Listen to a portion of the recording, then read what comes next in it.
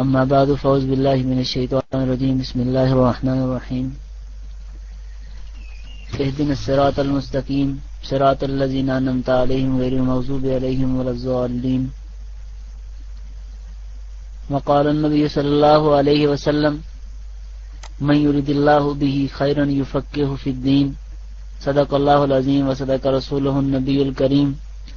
ونحن على ذلك لمن الشاہدین والشاکرین والحمد للہ رب العالمین۔ میرے انتہائی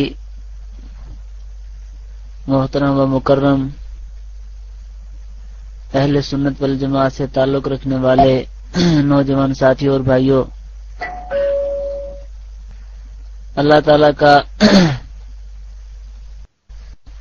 لاکھ لاکھ شکر ہے جس نے دین متین کی سمجھ بوجھ عطا فرمائی ہے،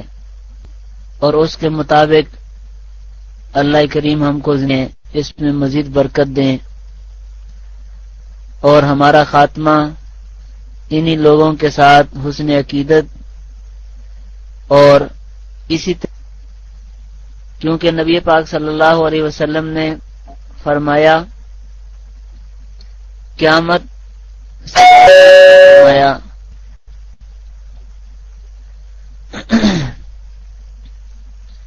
ترمذی شریف میں روایت ہے، ارشاد فرمایا سیکون فی آخر الزمان، اور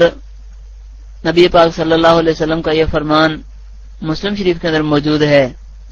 اور ترمذی میں آپ نے فرمایا کہ قیامت سے پہلے فرمایا 73 گروہ بنیں گے اور سب کے سب جہنم میں جائیں گے مگر ایک جماعت جنت میں جائے گی۔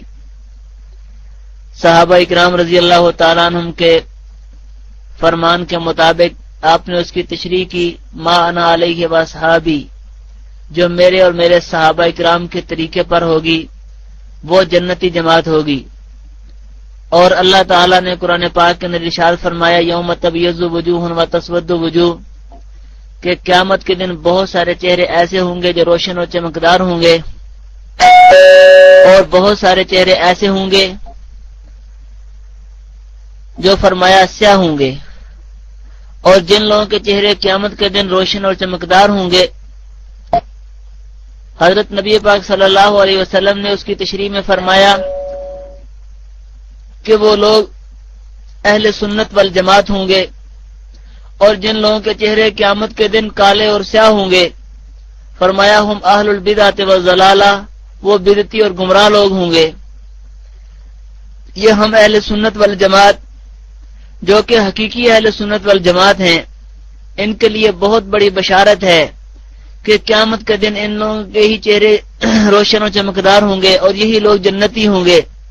اور ان کا نام نبی پاک صلی اللہ علیہ وسلم نے رکھا ہے۔ دنیا کے اندر جس طرح 2 نمبر کپڑا ملتا ہے، جس طرح 2 نمبر کھانے پینے کی اشیاء ملتی ہیں، اور ہر طرح کی 2 نمبر چیزیں موجود ہیں، اسی طرح دین کے اندر بھی 2 نمبر لوگ موجود ہیں جنہوں نے نبی پاک صلی اللہ علیہ وسلم کے مقابلے میں ایک نیا دین بنایا ہے، اور اس کو بدعت کہتے ہیں۔ دین میں کسی بھی قسم کے اضافے کو شریعت بدعت کہتی ہے۔ جس طرح جڑی کھیتی کے اندر اگاتی ہیں، کوئی بندہ گندم کی فصل کاشت کرتا ہے اور اس میں جڑی بوٹیاں اگائیں تو مالک ان کے اوپر سپرے کر کے ان کو تلف اور ضائع کر دیتا ہے کیونکہ وہ کھیتی کے لیے نقصان دہ ہیں۔ اسی طرح دین کے اندر جب نئے نئے رسومات آ جائیں، جب دین کے اندر نئے نئے طور طریقے آ جائیں، تو نبی پاک صلی اللہ علیہ وسلم نے فرمایا کہ من احدث فی امرنا ھذا ما لیس منہ فہو رد، جس آدمی نے ہمارے اس دین کے اندر کوئی بھی نئی بات گھڑی وہ مردود ہے، یعنی وہ بات گھڑنے والا بندہ مردود ہے۔ ملا علی قاری فرماتے ہیں کہ وہ چیز مردود ہے، دونوں باتیں درست ہو سکتی ہیں۔ معلوم ہوا کہ دین کے اندر بدعت اتنی سخت چیز ہے کہ یہ مردود ہی مردود ہے، یہ کبھی بھی مقبول نہیں ہو سکتی۔ اس لیے حضور نے فرمایا من وقر صاحب بدعت فقد عان علی حزب الاسلام، جس نے کسی بدعتی کا اکرام کیا، اس کی عزت کی، اس کو سلام کیا، اس نے دین کی بنیاد کو گرا دیا۔ اس سے آپ اندازہ لگا سکتے ہیں کہ بدعتی کا اکرام کرنا، اس کے ساتھ حسن سلوک کرنا اور اس کے ساتھ اچھا برتاؤ اور معاف کرنا، حدیث میں فرمایا یہ اسلام کی جڑیں اکھیڑنے والا بندہ ہے۔ اور ایک حدیث میں یوں بھی ہے کہ حضرت عبداللہ بن عمر رضی اللہ تعالیٰ عنہ ایک مسجد کے اندر تشریف لے گئے، وہاں وہ لوگ ایک بدعت والے عمل میں مصروف تھے۔ حضرت ابن عمر رضی اللہ نے فرمایا کہ مجھے جلدی جلدی یہاں سے لے چلو، میں ان بدعتیوں کے پاس نہیں ٹھہرنا چاہتا۔ حضرت عبداللہ بن عمر رضی اللہ تعالیٰ عنہ کے ایک بندے نے سلام بھیجا، حضرت کو جب وہ سلام پہنچا تو حضرت نے کہا میری طرف سے اس کو سلام نہ کہنا، کیونکہ اس نے دین کے اندر بدعات جاری کی ہیں، میں اس کو اپنا سلام نہیں بھیجنا چاہتا۔ دین کے اندر بھائیو بدعات یہ دین کے لیے سب سے خطرناک چیز ہے۔ جو بندہ نئی نئی رسومات نکالتا ہے اور دین کا اس کو حصہ سمجھتا ہے، گویا وہ دوسرے لفظوں کے اندر یہ بتانا چاہتا ہے کہ نبی پاک صلی اللہ علیہ وسلم نہیں صحیح سمجھا کے گئے، آپ نے دین پورا نہیں دیا، آپ نے مکمل باتیں نہیں بتائیں، یہ بہت ساری چیزیں ہیں جو آپ صلی اللہ علیہ وسلم سے رہ گئی ہیں، اور نعوذ باللہ ہم ان چیزوں کو مکمل کر رہے ہیں۔ اس لیے شریعت نے شدت کے ساتھ اس کا انکار کیا ہے اور مذمت کی ہے، چونکہ نبوت ساز ہے بدعت۔ اور پھر دنیا کے اندر جتنے بھی گناہ کبیرہ ہیں، انسان غیبت کرتا ہے، چوری کرتا ہے، زنا کرتا ہے، ڈاکہ ڈالتا ہے، یہ جتنے بھی گناہ ہیں یہ غیبت سے کم تر ہیں۔ اس لیے کہ ان گناہ کے اوپر انسان کو توبہ کی توفیق ہو جاتی ہے، انسان گناہ سمجھ کے یہ گناہ کرتا ہے۔ لیکن غیبت ایک ایسا بڑا گناہ ہے کہ انسان اس کو گناہ سمجھتا ہی نہیں، بندہ سمجھتا ہے شاید یہ نیکی کا کام ہے، یہ اچھائی کا کام ہے، اس کے اوپر ثواب ملے گا۔ یہی وجہ ہے کہ آج جتنے بھی اہل بدعات ہیں، جب ہم ان کو دیکھتے ہیں کہ وہ ختم دے رہے ہیں کھانے کے اوپر، وہ کھانے کے اوپر فاتحہ پڑھ رہے ہیں، وہ کوئی بندہ مر جاتا ہے اس کے تیسرے دن کل کر رہے ہیں، اس کا 10واں کر رہے ہیں، اس کا 40واں کر رہے ہیں۔ جب پوچھا جائے کہتے ہیں جی اس میں حرجی کیا ہے، نبی پاک صلی اللہ علیہ وسلم نے کہاں منع کیا ہے؟ تو ہمارا سوال یہ ہے کہ اگر یہی بات ہے کہ حرجی کیا ہے، تو پھر تو کوئی بندہ صبح کے جو 2 فرض ہیں یہ 4 پڑھ لو تو حرجی کیا ہے؟ نبی پاک صلی اللہ علیہ وسلم نے کہاں جو ہے وہ 4 پڑھنے سے منع کیا ہے؟ کسی حدیث کے اندر بھی منع نہیں کیا، اور لہذا یہ نیکی کا ہی کام کیا، اس نے 2 رکعتیں زیادہ کی ہیں، اور اس کے اندر اس نے جو ہے نا وہ سجدے زیادہ کیے ہیں، تسبیحات زیادہ کیے ہیں۔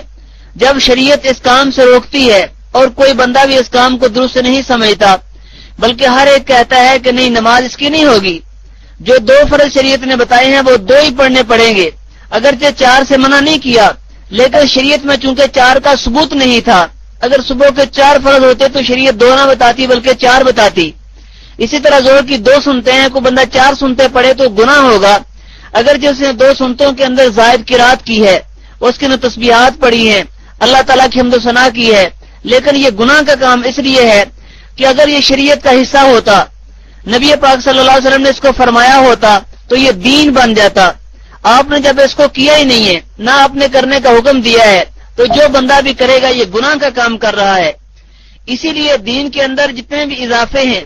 چاہے وہ ان کے اوپر یہ دلیل دیں کہ یہ منع کہاں سے آیا ہے، تو ہمارا سوال ایک بڑا یہ بھی ہے کہ اگر یہی دلیل ہے کہ منع کہاں پر آیا ہے، تو شیعہ لوگ جو اذان سے پہلے وہ اپنا ایک طور طریقے کے مطابق اذان دیتے ہیں، حی علی خیر العمل جو ہے وہ کہتے ہیں،